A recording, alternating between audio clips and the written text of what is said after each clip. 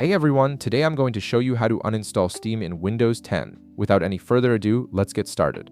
Before we begin, there's one important thing you need to do first. Make sure Steam is fully closed on your PC.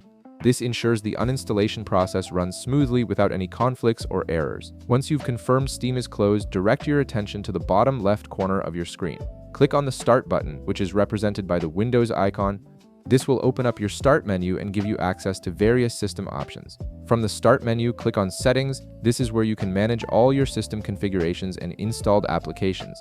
The Settings window will open up, displaying various categories for customizing your Windows experience. Next, click on Apps. This section contains all the applications currently installed on your computer and allows you to manage them, including uninstalling programs you no longer need.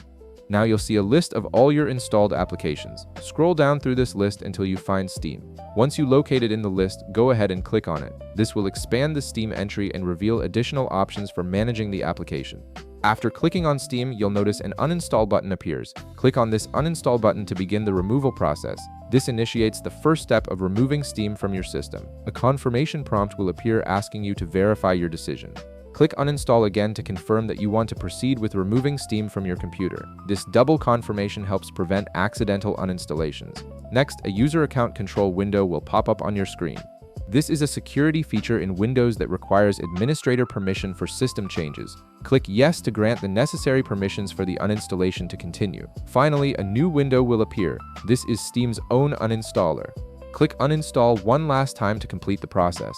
The uninstaller will now remove Steam and all its components from your Windows 10 system. And that's it, you've successfully uninstalled Steam from your Windows 10 computer.